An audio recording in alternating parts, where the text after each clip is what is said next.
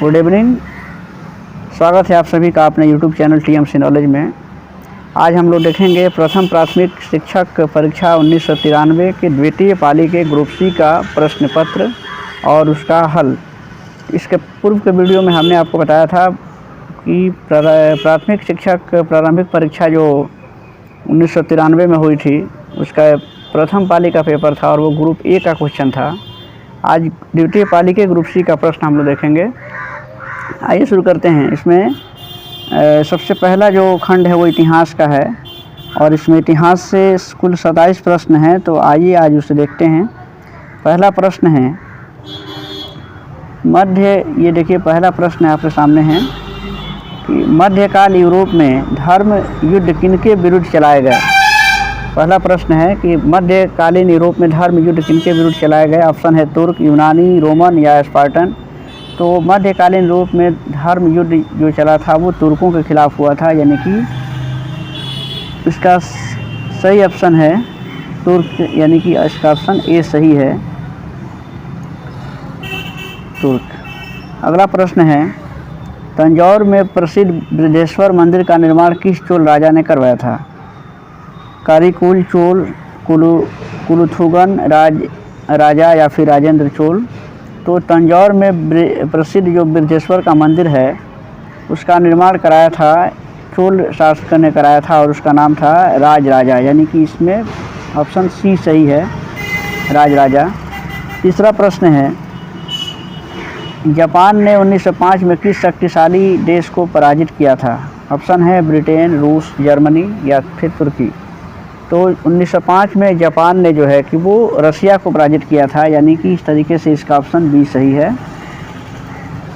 अगला प्रश्न होगा मुस्लिम लीग की स्थापना कब हुई थी। मुस्लिम लीग की स्थापना के बाद भारतीय इतिहास का ये बहुत ही इम्पोर्टेंट प्रश्न है कि मुस्लिम लीग की स्थापना कब हुई थी। तो आपको बता दें कि बंगाल विभाजन के बाद से जब भारत में बंगाल विभाजन के विरुद्ध आंदोलन हुए तो अंग्रेज़ों ने मुसलमानों को ये कहे कि फोड़ने के लिए या हिंदू मुसलमान के बीच में दूरियां बढ़ाने के लिए, दुश्मनी पैदा करने के लिए या उनकी एकता को तोड़ने के लिए कुछ मुसलमानों को अपना हित ऐसी बताते हुए उन्होंने कुछ ऐसी भावनाएं भरी जिसकी वजह से जो है कि मुस्लिमों को भी अपने हित के लिए उन्होंने सुझाव दिया कि आप अपने हित के लिए कोई ऐसे संगठन या कोई ऐसा लीग बनाएं। और ये बात कुछ मुस्लिम नेताओं को अच्छी लगी और इस तरीके से मुस्लिम लीग की स्थापना 1906 में हुई थी।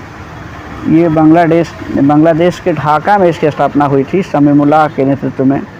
इस तरीके से इसका ऑप्शन बी सही है, मुस्लिम लीग की स्थापना 1906 में हुई थी। इससे संबंधित एक और ये इसके जस्ट पहले जो घटना इतिहास की है 1905 में बंगाल का विभाजन हुआ था जो कि लॉर्ड कर्जन ने किया था। ये बातें भी याद रखने लायक हैं। इसके बाद देखिए 1907 से संबंधित कुछ प्रश्न हैं। अगला प्रश्न है कि 1907 में कांग्रेस के नरम दल और गरम दल के बीच पड़ी फूट को एक और नाम से जाना जाता है, वह है। 1907 में कांग्रेस में दो गुट हो गए, नरम दल और गरम दल। उनके बीच जो है कि एक फूट हुई, यानी कि दो भागों में बंट गए, कांग्रेस बंट गई। तो उसे किस नाम, एक अन्य नाम से किस नाम से जाना जाता है। तो वो सूरत फूट के नाम से जाना जाता है, क्योंकि उसका अधिवेशन सूरत में जो हुआ था और उसी में कांग्रेस जो है कि दो भागों में विभाजित हो गई, यानी कि इसका ऑप्शन है सी। काफ़ी अच्छा प्रश्न है। सूरत फूट के नाम से उसको जाना जाता है क्योंकि सूरत में कांग्रेस ये कहें कि दो दलों में या दो गुटों में विभाजित हो गई। एक दल था नरम दल और दूसरा था गरम दल। तो ये जो है इसका ऑप्शन सी सही है। अगला प्रश्न है आर्य समाज के संस्थापक कौन थे। राजा राम मोहन राय, स्वामी विवेकानंद, स्वामी दयानंद सरस्वती या फिर रामकृष्ण परमहंस। तो आर्य समाज के संस्थापक जो हैं वो स्वामी दयानंद सरस्वती थे। ऑप्शन इसका सी सही है, स्वामी दयानंद सरस्वती। अगला प्रश्न है वर्साय की संधि पर हस्ताक्षर किए गए, ताकि बताना है कि वर्साय की संधि पर हस्ताक्षर क्यों किए गए। ऑप्शन है रूस और जर्मनी के बीच शांति स्थापित हो सके, फ्रांस और बेल्जियम के बीच शांति स्थापित हो सके, या तीसरा है फ्रांस और प्रसा के बीच युद्ध को समाप्त किया जा सके। चौथा ऑप्शन है प्रथम विश्व युद्ध को समाप्त किया जा सके। तो वर्साय की संधि जो हुई थी वर्साय की संधि जो है कि प्रथम विश्व युद्ध की समाप्त करने के लिए किया गया था, ताकि प्रथम विश्व युद्ध को समाप्त किया जा सके। और इसलिए इसका ऑप्शन डी सही है कि प्रथम विश्व युद्ध को समाप्त किया जा सके। इसलिए वर्साय की संधि हुई थी, और वर्साय की संधि 1919 में हुई थी, जिसमें जर्मनी को प्रथम विश्व युद्ध के लिए उत्तरदायी ठहराया गया, और युद्ध में जितने जो हर्जाने हुए थे, जितनी क्षति हुई थी, सबका जो है कि हर्जाने का जो चुकाने का जो दंड दिया गया वो जर्मनी को दिया गया। फिर ये कह सकते हैं कि एक तरह से जर्मनी को पूरी तरह से इसमें पंगु बना दिया गया मित्र राष्ट्रों के द्वारा। और इसी का परिणाम था कि जर्मनी का जो हिटलर जब चांसलर बना, तो इसी वर्साय की संधि का बदला लेने के लिए ही द्वितीय विश्व युद्ध की रणभेरी बजा दिया। तो इस तरीके से इसका ऑप्शन डी सही है। प्रथम विश्व युद्ध को समाप्त करने के लिए वर्साय की संधि पर हस्ताक्षर हुए थे। 1919 में संधि हुई थी, याद रखिएगा। अगला प्रश्न है, द्वितीय विश्व युद्ध तब प्रारंभ हुआ जब, ऑप्शन लिख लीजिए। प्रश्न है कि द्वितीय विश्व युद्ध तब प्रारंभ हुआ जब, चारों ऑप्शन आपके सामने हैं। इसका सही ऑप्शन क्या हो जाएगा, आप देख सकते हैं। पहला इसका ऑप्शन है, जर्मनी ने पोलैंड पर आक्रमण किया, तब जाकर द्वितीय विश्व युद्ध प्रारंभ हो गया। जर्मनी ने ऑस्ट्रिया पर कब्जा कर लिया, जर्मनी ने चेकोस्लोवाकिया के टुकड़े कर दिए, या फिर जर्मनी ने राइनलैंड का पुनः सैन्यकरण किया। तो इसका सही जवाब है कि जर्मनी ने जब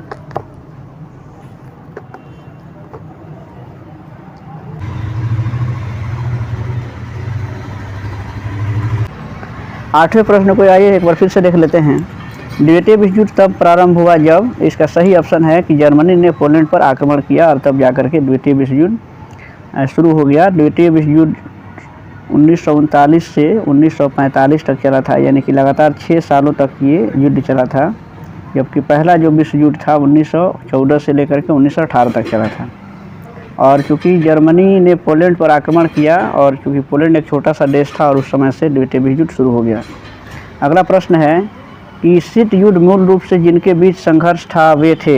बताना है कि शीत युद्ध जो जिन दो महाशक्तियों या देशों के बीच चल रहा था वे कौन से थे। देखिए, शीत युद्ध से संबंधित हमने एक वीडियो बनाया है, 12वीं क्लास के राजनीति का एक चैप्टर है, उसमें काफ़ी डिटेल्स हमने बताई है उस समय।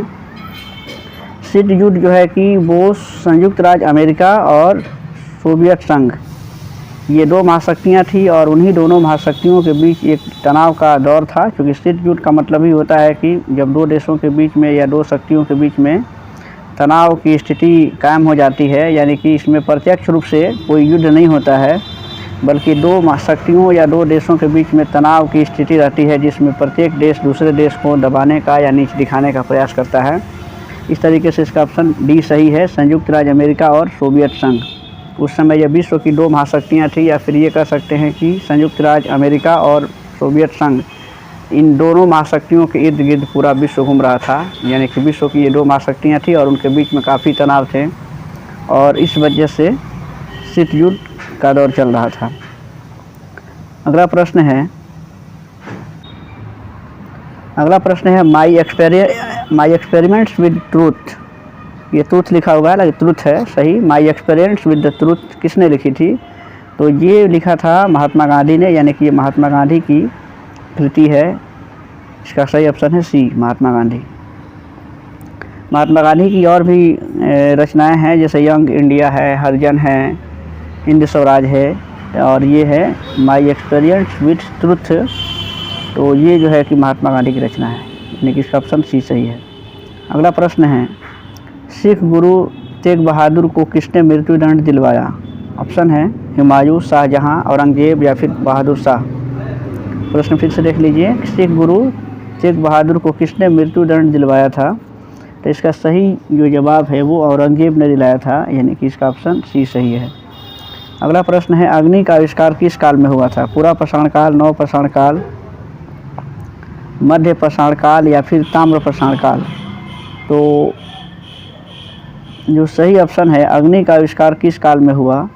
तो अग्नि का आविष्कार जो हुआ था वो हुआ था मध्य पाषाण काल में, यानी कि इसका ऑप्शन सी सही है, मध्य पाषाण काल। अग्नि का जो आविष्कार हुआ था वो मध्य पाषाण काल में हुआ, यानी कि इसका ऑप्शन सी सही है।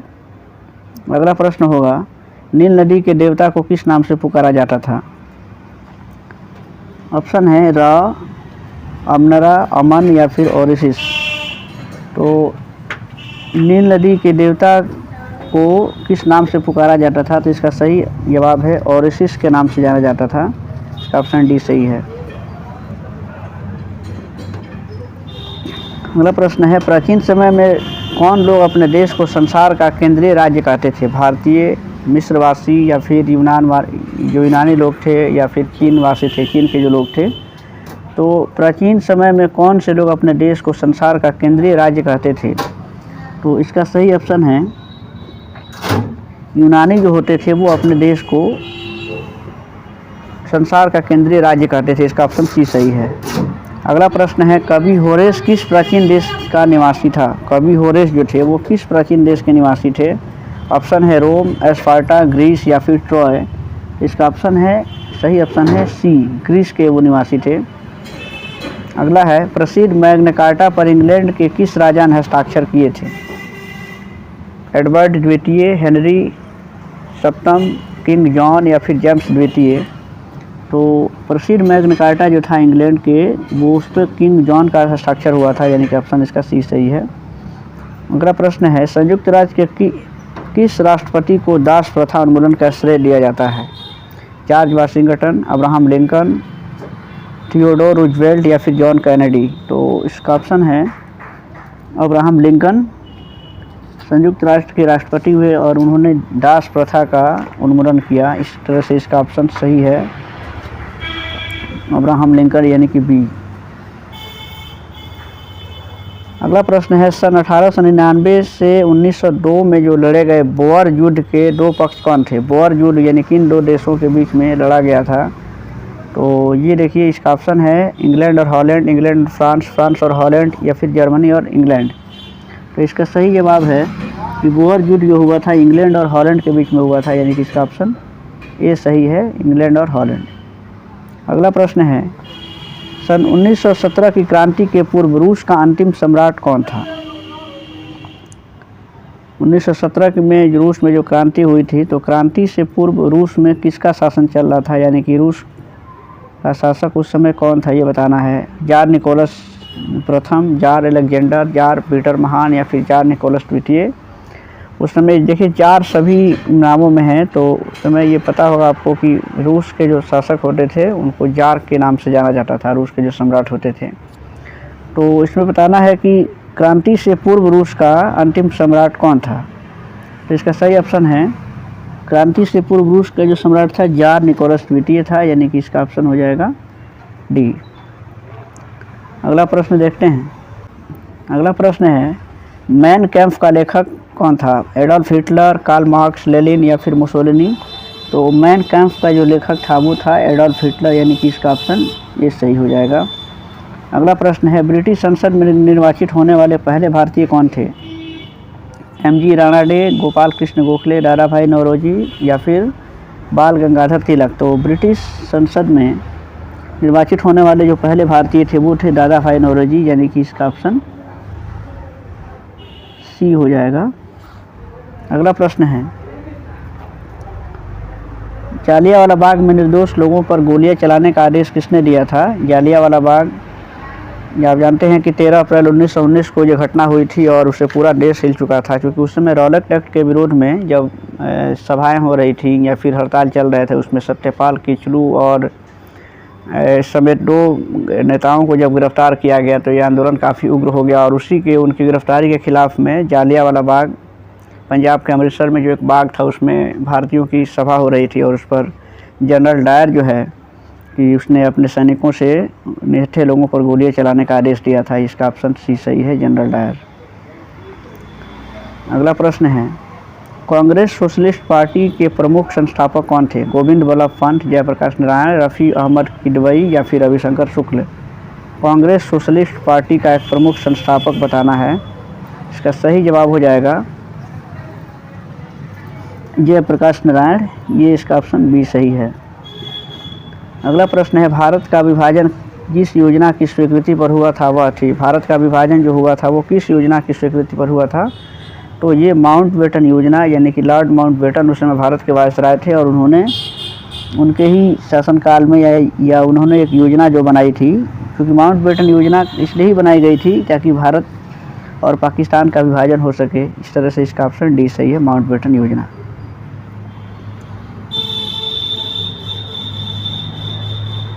अगला प्रश्न है, आगरा शहर को किसने बसाया था? अकबर, बहलोल लोदी, सिकंदर लोदी या फिर शाहजहां? आगरा जो है कि वो सिकंदर लोदी के द्वारा बसाया गया था। ये लोदी वंश के शासक थे और इसलिए इसका ऑप्शन सी सही है, सिकंदर लोदी। बहलोल लोदी जो है वो लोदी वंश के संस्थापक थे, यानी कि सिकंदर लोदी ने आगरा को बसाया था। इसका सही ऑप्शन है सी, सिकंदर लोदी। आगरा को शहर को बसाने का श्रेय जाता है सिकंदर लोदी। अगला प्रश्न है, लाला लाजपत राय की मृत्यु लाठीचार्ज के परिणाम स्वरूप हुई जो कि किया गया था। इसमें बताना है कि के दौरान, यानी किसके दौरान? असहयोग आंदोलन के दौरान, साइमन कमीशन का बहिष्कार हो रहा था उसके दौरान, सविनय अवज्ञा के आंदोलन के दौरान या फिर भारत छोड़ो आंदोलन के दौरान। तो सविनय अवज्ञा आंदोलन, इसमें साइमन कमीशन का बहिष्कार चल रहा था, जो कि साइमन कमीशन जॉन साइमन के द्वारा गठित किया गया एक कमीशन था। 1927 में इसके का गठन किया गया था और इसमें कुल 7 सदस्य थे। साइमन कमीशन के विषय में भी जान लीजिए। साइमन कमीशन में 7 सदस्य थे जिसमें एक भी भारतीय नहीं था। इसके सभी सदस्य जो है कि ब्रिटिश यानी कि अंग्रेज थे और साइमन कमीशन को आना था कि भारत में एक उत्तरदायी सरकार की स्थापना के लिए स्थितियों की समीक्षा करनी थी कि भारत में उत्तरदायी शासन की स्थापना के लिए कहाँ तक स्थितियाँ हैं, क्या है।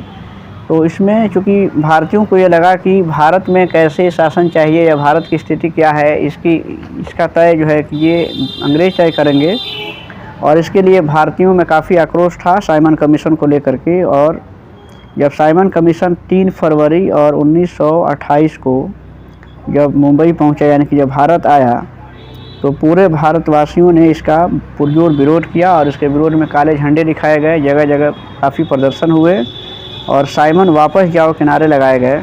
इसी में पुलिस अधिकारी, जो ब्रिटिश पुलिस अधिकारी सैंडर्स था, और उसकी लाठी जो है कि लाला लाजपत राय के सर पे लगी और जिससे उनकी मृत्यु हो गई। तो इसका सही ऑप्शन है साइमन कमीशन। 1927 में इसका गठन हुआ था। साइमन कमीशन कब आया था? तो इसका सही जवाब है कि वो फरवरी में आया था, 3 फरवरी 1928 को मुंबई में आया था। अगला प्रश्न है, 500 से अधिक राजवाड़ों को यानी कि देसी रियासतों को भारत में विलय के लिए कौन उत्तरदायी था? के.एम. मुंशी, बी.आर. अम्बेडकर, सरदार बलदेव सिंह या फिर सरदार पटेल? तो ये आपको बता दें कि जब भारत आज़ाद हुआ था उस समय भारत में 500 से अधिक यानी कि 562, कहीं कहीं डेटा मिलता है कि 565, यानी कि 562 ही ज़्यादा मिलते हैं। 500 से अधिक यानी कि कुल मिलाकर के 500 उस समय जो है कि 562 देसी रियासतें थी और उनको विलय करना भारतीय संघ में ज़रूरी था, क्योंकि भारतीय एकता को बढ़ाने के लिए और एकता अखंडता को सुनिश्चित करने के लिए ये ज़रूरी था कि उस समय देसी रियासतों को भी भारतीय संघ में शामिल किया जाए। तो उसमें सबसे ज़्यादा जो योगदान था उस समय सरदार पटेल को, क्योंकि सरदार पटेल ने अपने दूरदर्शिता का परिचय दिया और काफ़ी मेहनत करके राजाओं को जो है कि समझा बुझा करके उनको विलय पत्र पर हस्ताक्षर करवाए थे। और बहुत से राजा थे, बहुत से देसी रियासतें थी जो भारतीय संघ में नहीं शामिल होना चाहती थी, तो उनको भी काफ़ी प्रयास से, काफ़ी मेहनत के द्वारा उनको भारतीय संघ में मिलाया गया और इसलिए सरदार पटेल को लौह पुरुष के नाम से भी जाना जाता है। तो इसका सही जवाब है सरदार पटेल।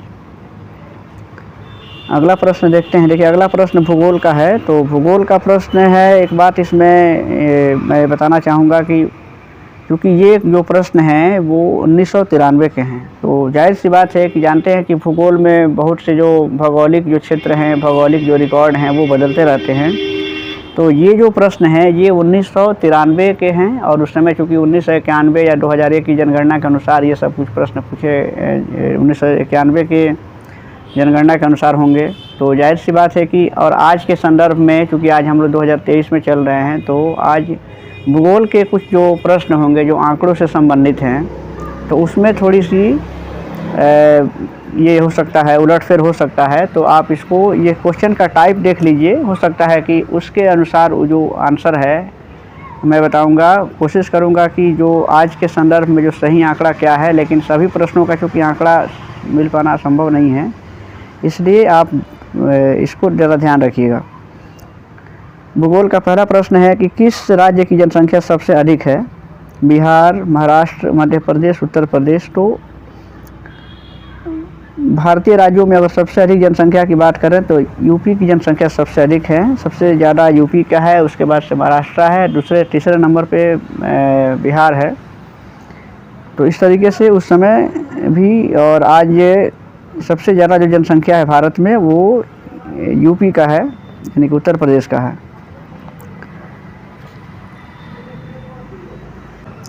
अगला प्रश्न है, भारत में कौन सी रेलगाड़ी अपनी यात्रा में सबसे लंबी दूरी तय करती है? ऑप्शन है नई Delhi Mumbai Rajdhani, Cochin Guwahati express, Himsagar express, Guwahati Trivandrum express. तो इसमें सही ऑप्शन है हिमसागर एक्सप्रेस, जो अपने यात्रा के दौरान सबसे लंबी दूरी तय करती है। अगला प्रश्न है, कौन सा ग्रह सूर्य के सबसे नज़दीक है?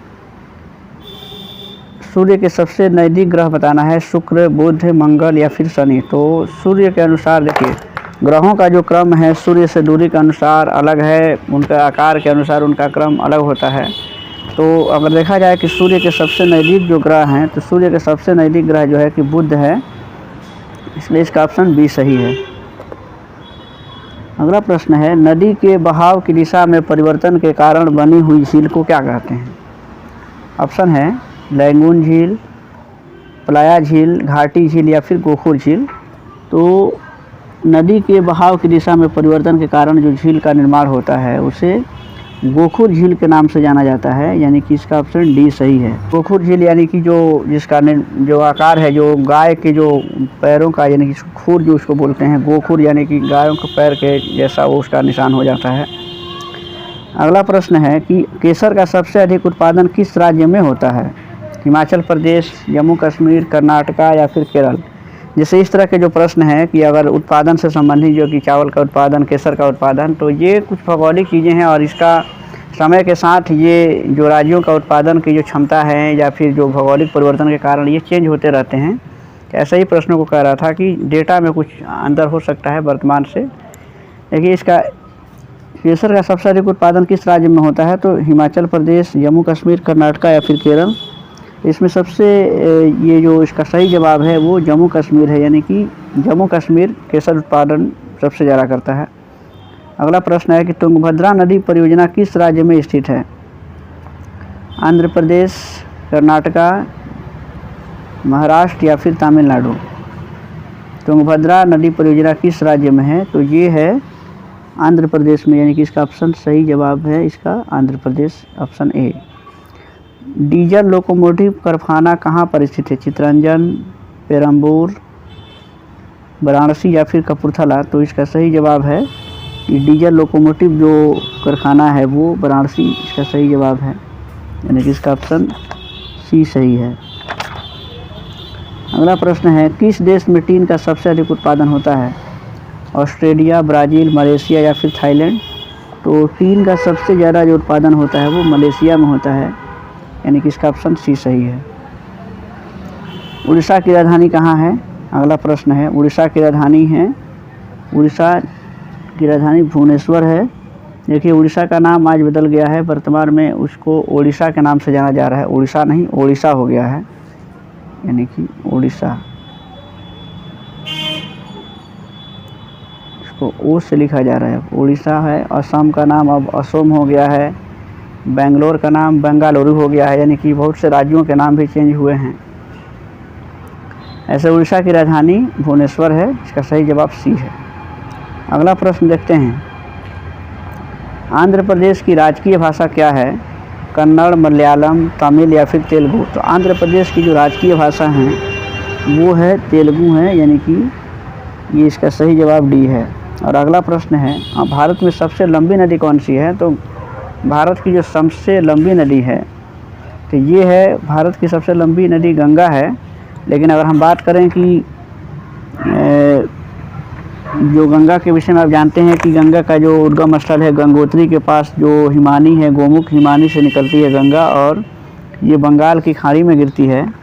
अगर हम बात करें कि भारत से होकर गुजरने वाली सबसे लंबी नदी तो वो ब्रह्मपुत्र हो जाएगा, यानी कि भारत की सबसे लंबी नदी गंगा है, लेकिन भारत से होकर के गुजरने वाली अगर नदी का नाम पूछे तो वो ब्रह्मपुत्र हो जाएगा, जिसकी लंबाई 2900 किलोमीटर है। यानी कि इसकी ब्रह्मपुत्र की गंगा की लंबाई 2500 किलोमीटर है। और ये तिब्बत के ये जो ब्रह्मपुत्र नदी है वो तिब्बत के मानसरोवर झील से निकलती है और बंगाल की खाड़ी में जाकर गिरती है। ठीक है, दोनों ही नदियाँ बंगाल की खाड़ी में गिरती हैं, मगर ये गंगा का जो उद्गम स्थल है वो गोमुख हिमानी है जो उत्तराखंड में है, और ये जो ब्रह्मपुत्र नदी है वो मानसरोवर झील से निकलती है और बंगाल की खाड़ी में गिरती है।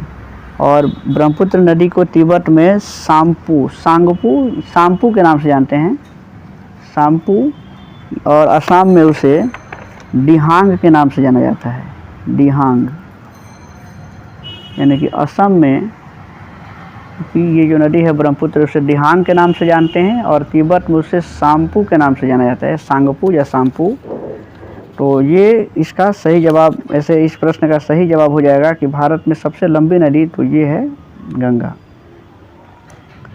अब अगला जो सेक्शन है वो राज्य व्यवस्था का है, तो इसे हम लोग कल अगले वीडियो में देख लेंगे। फिलहाल आप इस वीडियो में आपको हमने इतिहास और भूगोल के कुल 38 प्रश्नों को बताया है।